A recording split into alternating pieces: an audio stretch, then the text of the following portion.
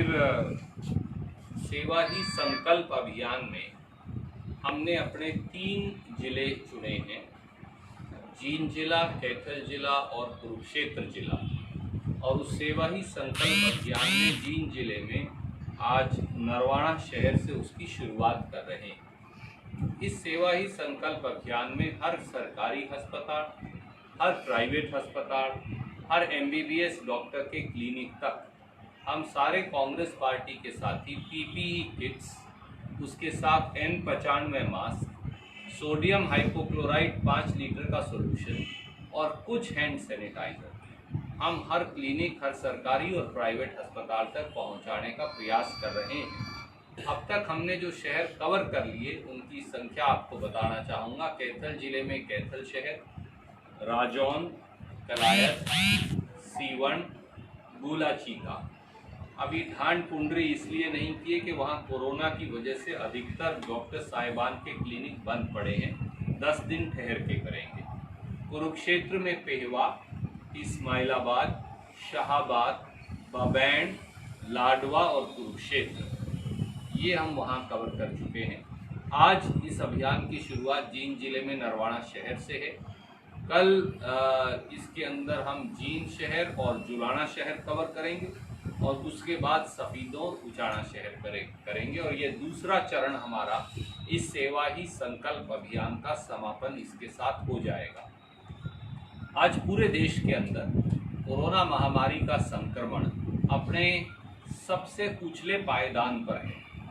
देश में अब 90,000 के करीब संक्रमण प्रतिदिन आ रहे हैं, जो दुनिया में सबसे अधिक है।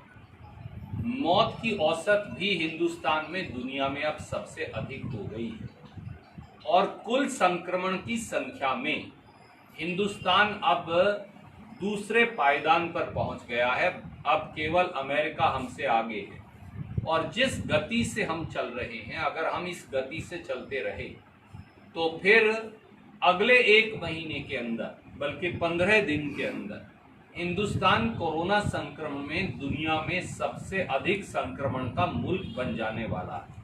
हरियाणा की खट्टर सरकार ने और दिल्ली की मोदी सरकार ने कोरोना संक्रमण के मामले में देश को आत्मनिर्भर या खुद के हाल पर छोड़ दिया है या राम भरोसे छोड़ दिया है। सवाल ये है कि सरकार क्या कर रही है। मोदी जी ने 12,000 करोड़ रुपया PM केयर फंड से इकट्ठा किया। उसके जो वेंटिलेटर BPS मेडिकल कॉलेज में आए और रोहतक मेडिकल कॉलेज में आए, दोनों वेंटिलेटर नकली पाए गए। खट्टर साहब ने 310 करोड़ रुपया तनख्वाह में से कर्मचारियों की काट के इकट्ठा किया कोरोना फंड के नाम पर। ना आज तक मोदी जी ने एक फूटी कोड़ी का हिसाब दिया, ना खट्टर साहब ने एक फूटी कोड़ी का हिसाब दिया। हमारा प्रश्न बड़ा सीधा है, क्या मनोहर लाल खट्टर जी और दुष्यंत चौटाला जी ने एक मास्क भी हरियाणा की दुकानों पर, दुकानदार भाइयों को या मंडियों में या ऐसी जगह जहां पर संक्रमण हो सकता है, एक मास्क भी मुफ्त में बांटा? जवाब नहीं में है। दूसरा सवाल उसके साथ ये है, क्या खट्टर साहब ने शराब की जो ये फैक्ट्रियां चलवा रहे हैं और शराबें बिकवा रहे हैं, इसकी जगह अगर वो कोशिश करते तो वो इन सब में हैंड सैनिटाइजर बंटवा सकते थे? क्या हैंड सैनिटाइजर बंटवाया? जवाब ना में है। एक बोतल हैंड सैनिटाइजर कहीं बंटवाया नहीं, ना मंडी में, ना दुकानों में, ना भीड़ भरी दूसरी जगह में, ना किसी कॉलेज स्कूल में। क्या खट्टर साहब ने और दुष्यंत चौटाला जी ने घर घर जाकर सोडियम हाइपोक्लोराइड का छिड़काव करवाया? ना किसी कस्बे में करवाया, ना किसी गांव में करवाया। Sodium hypochlorite World Health Organization और भारत सरकार के स्वास्थ्य मंत्रालय की रिकमेंडेड दवाई है, वो भी नहीं की। क्या खट्टर साहब ने कोई स्पेशल वेंटिलेटर की खरीद कर सरकारी डॉक्टर अस्पतालों के साथ साथ प्राइवेट अस्पताल जो कोरोना का इलाज कर रहे हैं या कहीं और भिजवाए? उसका जवाब भी नहीं है।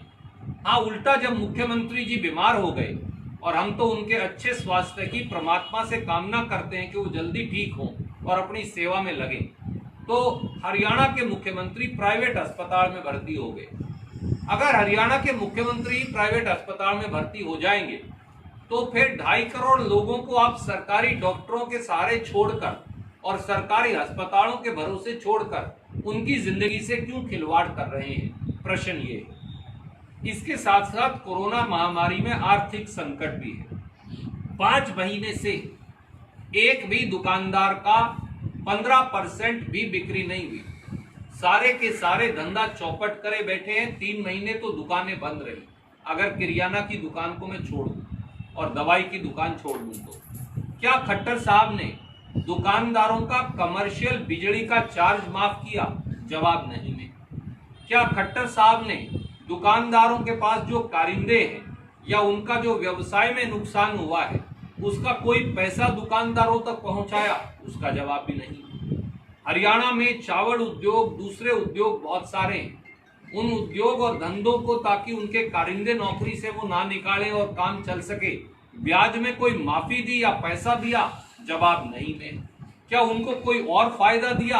उसका जवाब भी नहीं में। हरियाणा का किसान, जैसे छत्तीसगढ़ की सरकार ने 15,000 रुपया हर किसान के खाते में डाल दिया, क्या हरियाणा के किसान को कोई फूटी कोड़ी खट्टर साहब ने दी? उसका जवाब भी नहीं में। और बेरोजगारियों की दर जो है हरियाणा में हिंदुस्तान में सबसे अधिक 33.5% है।